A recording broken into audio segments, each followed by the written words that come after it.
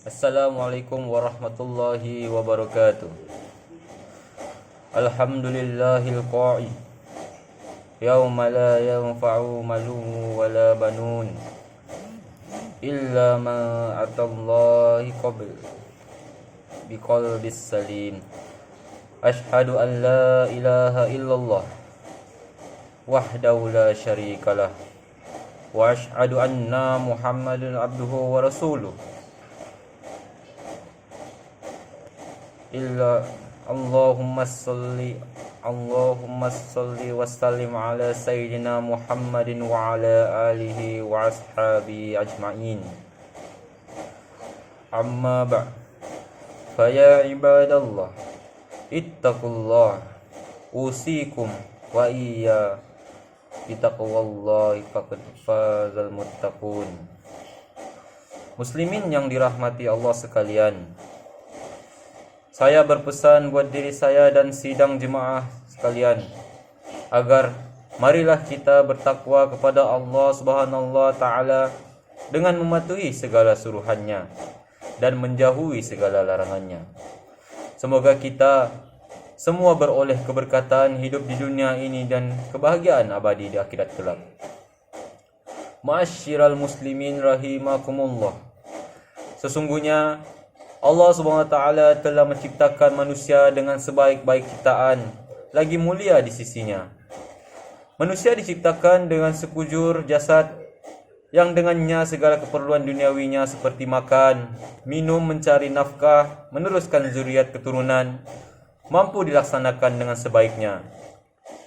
Tidak sekadar itu, Allah Subhanahu wa taala juga menciptakan hati di dalam diri manusia yang dengannya manusia mampu berfikir dan berakal, meneroka dunia serta mengabdikan diri kepada Allah Subhanahu wa taala. Tanpa hati dan akal, sudah tentulah manusia itu tiada bezanya dengan haiwan-haiwan lain. Hanya sekadar minum, makan dan beranak, akan tetapi manusia istimewa di sisi Allah dengan hati dan akalnya. Dengannya dia menggalas tanggungjawab tauhid, beribadat, mengesahkan Allah SWT dan beribadat dengan memakmurkan dunia. Sidang Jumat yang dikasihi Allah, seperti mana jasad merupakan pinjaman ilahi yang mesti dipelihara, begitulah juga hati ini. Sekiranya tidak dikawal daripada hawa nafsu yang jahat, ia akan rosak dan akan menjerumuskan kita ke neraka jahanam. Nauzubillah. Sesungguhnya hati yang baik akan menghasilkan amalan yang baik. Hati yang baik ialah hati yang tahu akan tanggung jawabnya sebagai hamba Allah dan tahu bahawa Allah sedang memerhatikannya. Hati yang baik ialah hati yang ringan melakukan amal ibadat dan amal kebaikan. Lidahnya menuturkan kata-kata yang baik, tidak berbohong apatah lagi berkata-kata dengan pesat. Tangan dan kakinya ringan dalam melakukan amal soleh dan saling membantu sesama insan. Pandangan matanya dijaga, malaikat rakib dan atid mencatat amal baiknya yang akan dibentangkan kelak di hadapan Allah. Justru penting bagi kita memahami urusan hati ini dan bermujahadah untuk memperbaikinya. Kaum muslimin sidang Jumat yang sama-sama berbahagia, antara ulama yang telah berbicara persoalan mengenai mujahadah merawat dan memperbaiki hati ialah Sunan Bonang rahimahullah, salah seorang daripada wali Songo. Beliau meninggalkan nasihatnya dalam bentuk kata-kata yang mudah difahami dan dihafal. Di dalam bait syairnya, Tombo Hati, atau diterjemahkan sebagai penawar hati. Kesemua nasihat ini mengambil pedoman daripada Al-Quran dan Sunnah. Nasihat pertama daripada Tombo Hati itu ialah bacalah Al-Quran dan fahami maknanya. Membaca Al-Quran menghidupkan hati sekiranya dihayati dalam kehidupan seharian. Allah SWT berfirman menegur mereka yang tidak menghayati Al-Quran.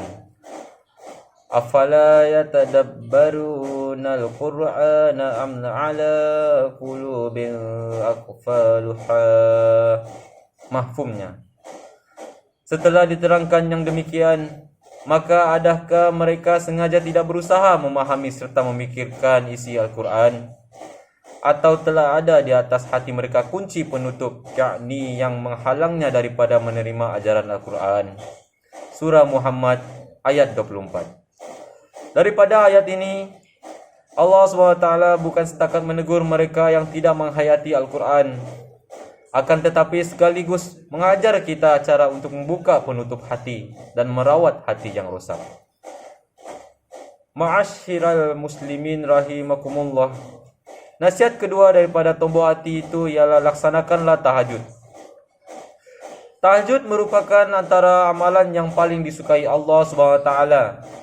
Ia juga berfaedah untuk mengukuhkan hati, memberikan ketenangan dan kelapangan fikiran. Allah SWT berfirman dalam surah Al-Isra ayat 79. Wa minal laili fatahajjab bihi nafilatan lana asa ay yab'asaka rabbuka wa kam mahmud. Mahfumnya, dan bangunlah pada sebahagian dari waktu malam, serta kerjakanlah sembahyang tahajud padanya sebagai sembahyang tambahan bagimu. Semoga Tuhanmu membangkit dan menempatkanmu pada hari akhirat di tempat yang terpuji. Nasihat ketiga daripada tombol hati itu, banyakkan berzikir di waktu akhir malam, yakni waktu sahur. Allah SWT amat mencintai amalan berzikir dan akan mengurniakan ketenangan jiwa bagi mereka yang berzikir mengingatinya. Allah SWT juga telah mengajarkan kita akan waktu yang terbaik untuk berzikir, itu di mana Allah menyifatkan amalan-amalan orang yang beriman menerusi firman-Nya. Kanu qalilan minal laili ma yahja'un wa bil ahari hum yastaghfirun. Maksudnya, mereka sentiasa mengambil sedikit sahaja masa dari waktu malam untuk mereka tidur, dan pada waktu akhir malam, yakni sebelum fajar pula, mereka selalu beristighfar kepada Allah SWT, yakni memohon ampun. Ayat 17 hingga 18 Az-Zariyat.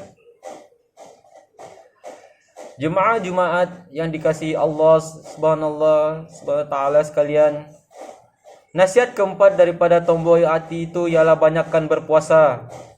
Sesungguhnya amalan berpuasa memiliki faedah yang hebat dalam memperbaiki rohani dan jasmani seorang muslim.